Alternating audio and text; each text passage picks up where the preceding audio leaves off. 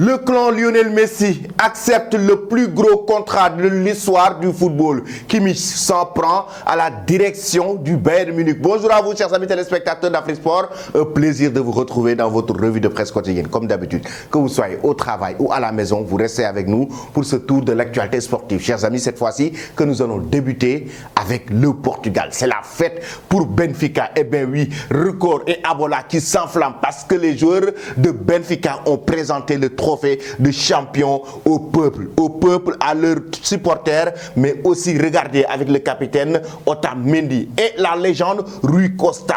La légende Rui Costa, lui qui est très heureux, très content, il l'a évoqué dans cet entretien avec Abola et Record, oui, de voir ces joueurs, de cette équipe de Benfica remporter ce trophée qui a été bel et bien mérité avec des individualités, des joueurs très talentueux qui englobent cette équipe de Benfica qui a remporté ce championnat après sa victoire ce week-end avec le capitaine Otamendi. Ils ont présenté à la population de Benfica le trophée remporté de la plus belle des manières cette saison parce que quoi qu'on puisse dire, Benfica a été au-dessus et oui, ils ont carrément pris le trophée et doublé le FC Porto. Le FC Porto qui était sur le point aussi de remporter le championnat, mais heureusement que Benfica a été constant durant tout au long de la saison pour pouvoir remporter ce titre bien mérité. Après cela maintenant, nous filons en Italie avec Corriere dello Sport et la Gazzetta dello Sport qui reviennent non seulement sur la Juventus de Turin, oui, la Juve, au-delà des points qu'ils ont perdus, selon la Gazzetta dello Sport, la Juventus de Turin se prépare à payer une amende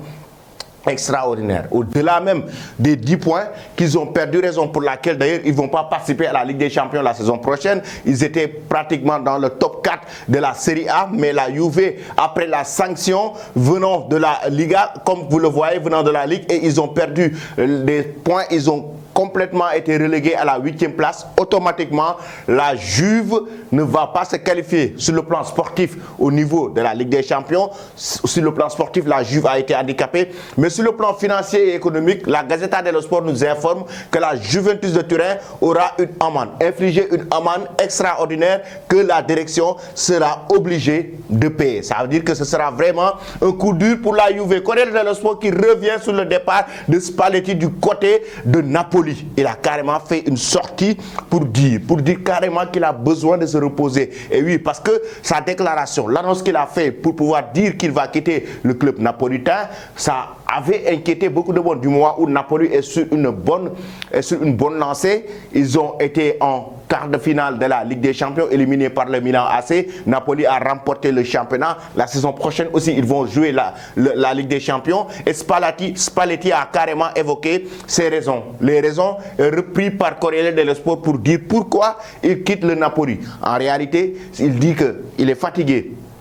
Il est fatigué, il a besoin de prendre du temps, de faire une année sabbatique, d'avoir du temps avec sa petite famille. Déjà, avec sa petite famille, il a besoin de passer du temps avec sa famille, de faire comme Zinedine Zidane lorsqu'il avait remporté la Ligue des Champions avec le Real Madrid, de faire une année sabbatique, rester hors du football, mais en même temps, au-delà de ça, il a carrément évoqué, oui, qu'il reste un très bon entraîneur, mais il sait que là où Napoli va, la direction que Napoli a prise par rapport aux prochaines séances, aujourd'hui, il pense que le Napoli peut avoir un entraîneur plus huppé, peut avoir un entraîneur plus talentueux et plus performant que lui pour aller amener le Napoli sur le toit du football européen. Ça veut dire que oui, il pense que Napoli doit avoir un autre entraîneur, très grand entraîneur. Et Spalletti a été vraiment honnête par rapport à ses propos repris par Corriere dello Sport. En même temps, il évoque et a promis à la population napolitaine qu'il ne quitte pas le club pour aller entraîner un autre club. Il quitte le club pour aller se reposer et faire une année sabbatique, se concentrer de sa famille. Que pensez-vous, chers amis, de cela? Pensez-vous que Spalletti devait quitter le Napoli? Donnez vos avis en commentaire et donnez vos avis aussi concernant la Juventus de Turin, la vieille dame, la sanction qui a été infligée à la vieille dame, que ça soit sportif et économique. Ensuite, nous filons en Angleterre avec Manchester United qui bloque. Manchester United pas qui bloque, mais bloqué par Tottenham. Pourquoi? Je vais vous expliquer. Mirosport et Star Sport qui font la une. Harry Kane, you can forget United. Kane's red flag. Qu'est-ce que ça veut dire? Aujourd'hui, cette équipe de Manchester United fait son possible pour essayer de décrocher Harry Kane. On le sait, Harry Kane est actuellement dans le viseur de Manchester United, dans le viseur aujourd'hui du Real Madrid, dans le viseur des clubs comme le Bayern Munich. Et là, Manchester United voulait passer à l'offensive et ils ont été bloqués par cette équipe de Tottenham. Oui, par rapport à Tottenham qui voulait carrément, qui ont été très clairs, notamment avec le président qui a été très clair pour dire que oui, actuellement, ils ne vendent pas leurs joueurs. De l'autre côté, surtout Lewis, qui a été clair par rapport, surtout, le fait de vendre le joueur à un concurrent direct. Ça veut dire que ça va être fatal les saisons à venir face à Manchester United. Keynes, Reds, Flack, comme l'a si bien évoqué The Star Sport, même si les Red Devils sont entrés en lice pour essayer de décrocher Harry Kane, les Spurs de Tottenham, notamment Lewis, le président, a bloqué complètement leur principal rival, comme l'a expliqué le média, pour ne pas permettre à Harry Kane d'aller rejoindre les Red Devils. Pensez-vous que c'est la meilleure destination, selon vous, pour Harry Kane? Doit-il rejoindre Manchester United ou doit-il...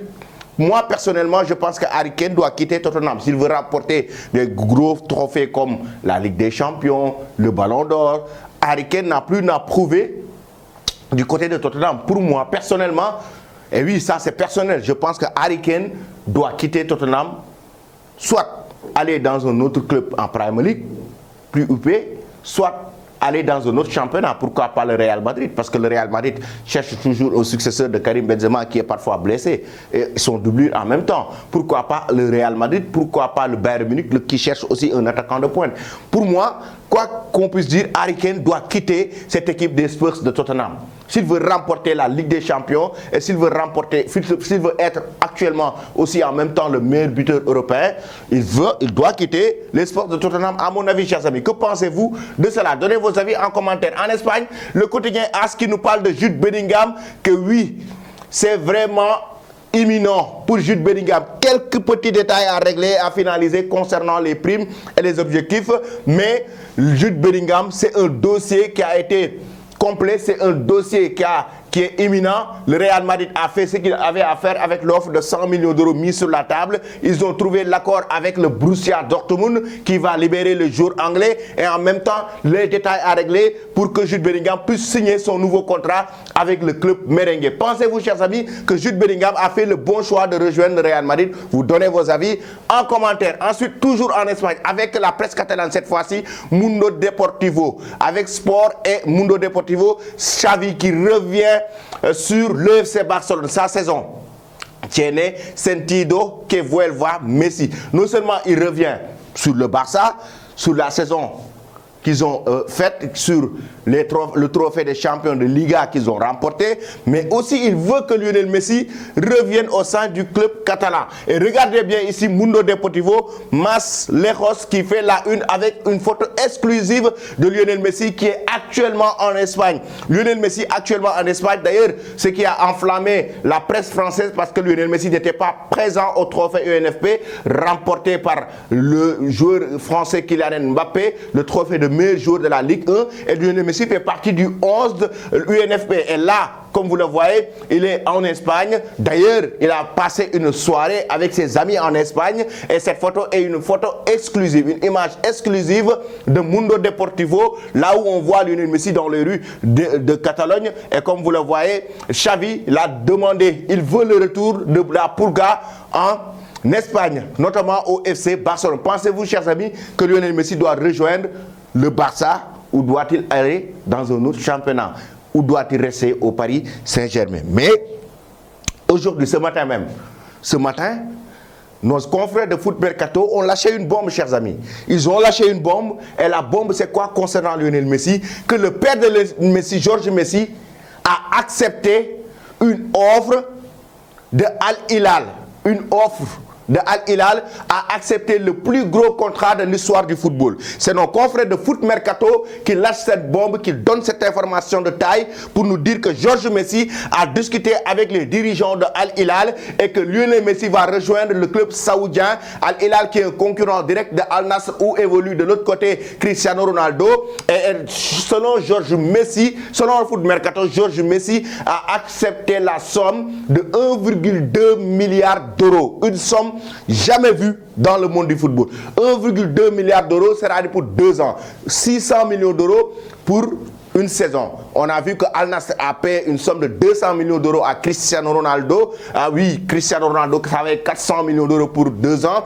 Et là, on voit que selon Foot Mercato, Georges Messi aurait accepté la somme de 1,2 milliard d'euros sur 2 ans. C'est-à-dire 600 millions d'euros, autant pour moi, 600 millions d'euros par an.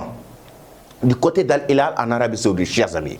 C'est incroyable. C'est une somme qu'on n'a jamais vue auparavant dans le monde du football. C'est le plus gros contrat de l'histoire du football. Si toutefois Lionel Messi signe du côté de l'Arabie Saoudite, notamment à Al Hilal, ce sera le plus gros transfert de l'histoire du football. Depuis la création du football, jamais un joueur a signé un contrat de 2 ans avec 1,2 milliard d'euros. C'est juste incroyable et nos confrères de Foot Mercato ont donné cette information en exclusivité pour dire que la Pulga va rejoindre donc l'Arabie Saoudite, Al Hilal. Pensez-vous, chers amis, que c'est vraiment une bonne idée? Lionel Messi doit-il rejoindre l'Arabie Saoudite? Le Golfe, doit-il rejoindre le Golfe ou doit-il rester toujours en Europe? Vous donnez vos avis en commentaire. De l'autre côté, au Bayern Munich en Allemagne notamment, avec la sortie cinglante de Kimmich.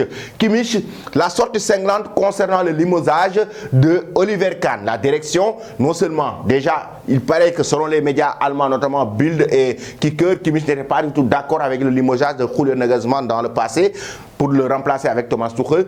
Mais au-delà de ça, juste après avoir remporté le titre de Bundesliga, le Bayern Munich a annoncé que Oliver Kahn et Hassan Salihamidzic ont été limogés, ont été virés, le directeur sportif du club et le président. Et la sortie cash de Kimmich concernant la direction bavaroise serait une nouvelle fois par cette décision du conseil de surveillance. Kimmich n'a pas manqué d'épingler cette réaction en pleine célébration, quelle que soit la façon dont on l'évalue. Le club aurait pu attendre 2-3 jours avant d'annoncer la nouvelle, c'est-à-dire concernant le limogeage. Parce que c'est juste, voire 10 à 15 minutes après avoir remporté la Bundesliga. Est-ce que ça fait même 15 minutes? Peut-être 10 minutes après avoir remporté la Bundesliga. Le Bayern annonce que Oliver Kahn et son directeur sportif ont été virés. Et Kimmich, lui, il pense que le club devait attendre 2 voire 3 jours. Parce que, carrément, quoi qu'on puisse dire, quand on remporte le championnat et qu'on reçoit ensuite une telle nouvelle, on est dans un mélange d'émotions. Et oui, vous êtes dans un mélange d'émotions du moment où vous êtes là heureux, vous êtes là malheureux et triste. Parce que là, quand vous recevez le trophée de Bundesliga et quelques minutes après, on vous dit que votre président et votre directeur sportif ont été virés, eh oui, c'est un mélange d'émotions. Là, vous êtes très content, mais là, vous êtes triste pour eux. Parce que ces deux-là ont payé pour la mauvaise saison du club bavarois. Le Bayern Munich qui a été éliminé, je rappelle, en Ligue des Champions par Manchester City. Et là, comme vous le voyez, Kimmich a carrément évoqué cela et n'est pas du tout d'accord avec la direction, la décision du conseil d'administration de cette équipe bavaroise, le fait de limoger Oliver Kahn et son directeur sportif quelques minutes après avoir remporté la Bundesliga. Pensez-vous comme lui, chers amis? Est-ce que la direction devait limoger Oliver Kahn et son directeur sportif? Vous donnez vos avis en commentaire. Je vais vous quitter avec cette image. Déjà, les joueurs africains du Bayern Munich en costume bavarois. Regardez bien, Mazraoui, Sadio Mané, Bouna Sarr, Choupo-Moting, comme vous le voyez, ils sont là, bien présents avec ce titre, avec leur costume original, le costume bavarois comme je l'appelle, très original. Le costume très original. De l'autre côté, ils étaient venus assister à l'équipe féminine qui a remporté pour la 5e fois le titre de Bundesliga, l'équipe féminine du Bayern Munich qui a remporté une victoire sur un score de 11-8-1 avec les joueurs du Bayern Munich qui étaient venus au stade pour assister à leur belle victoire et au trophée. Regardez bien, donc c'est l'équipe masculine du Bayern qui a remporté la Bundesliga et l'équipe féminine. Restez connectés sur Afrique Sport pour ne rien rater de l'actualité. Merci et très bonne journée.